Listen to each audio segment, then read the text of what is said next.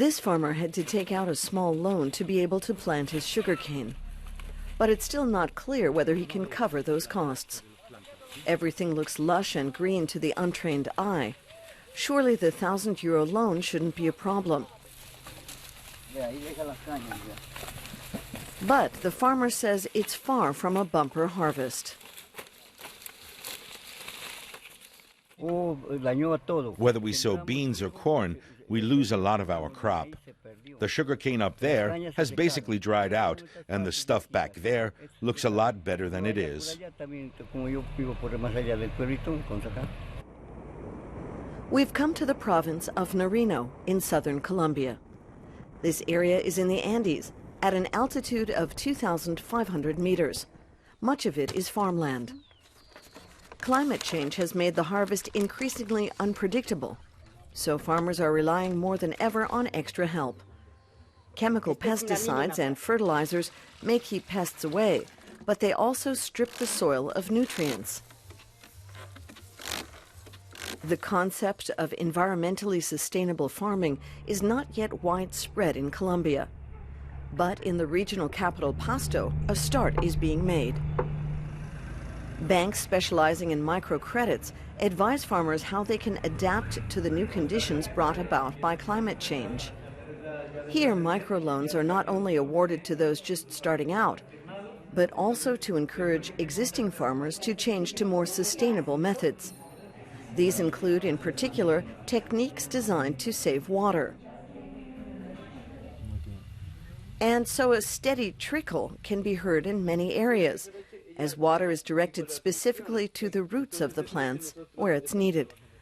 The equipment for this costs €1,000, but it apparently pays for itself within a year. Bank consultant Ana Cristina says farmers here urgently need to change their methods. She studied conservation and takes us to see valleys where the natural vegetation is gradually disappearing. Here, much of the area has turned to desert. There's hardly any green left. There are still people living here, but there's hardly anything growing. A family can grow a bit of grain to make bread for their own consumption, but that's it.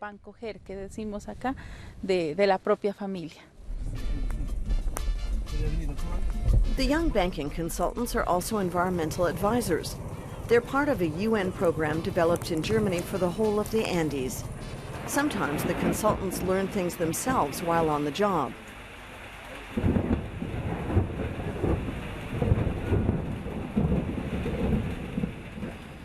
We visit Gabriel Shikaiza. He has no problems with rain shortages. He has left the forest surrounding his land intact. And he tells us that he's always managed his water using the age-old methods of Colombia's indigenous peoples. The arid conditions suffered by most farmers in the Andes are not an issue here. We're not that affected because the water here is what comes from up there, just like it always was. We collect it, and then through the plants it can vaporize again. Sometimes I even have enough water to give to people back there. Other farmers really need to understand this principle to protect themselves from climate change.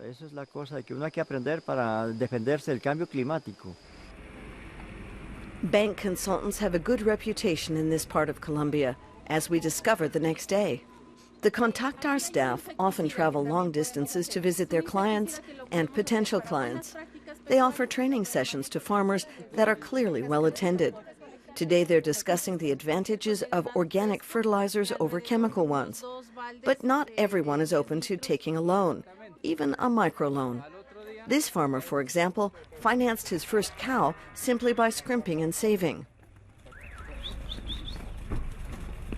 If you take out a loan, they've got you just where they want you. If I borrow 500,000 pesos, why should I pay back 2 million pesos in the end?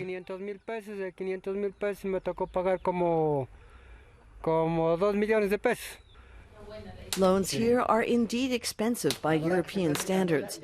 But buying an oven for €1,000, which requires just 1/4 of the wood that a conventional oven would use, means less work and helps preserve the forest.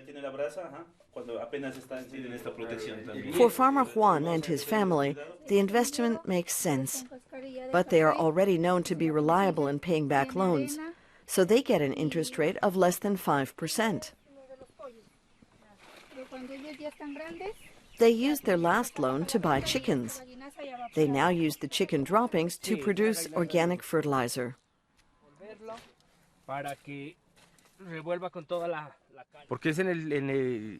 We use this when it's hot.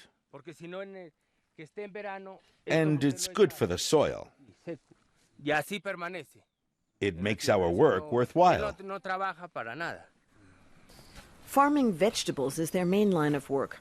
But should things deteriorate on that front, they now have a second source of income.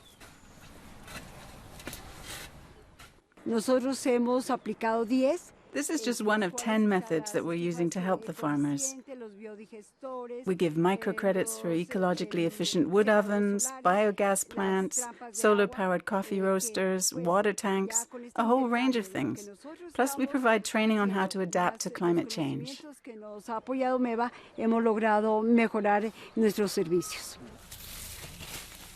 These people are the future of Colombian farming.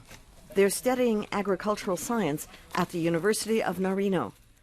They're learning about sustainable farming methods.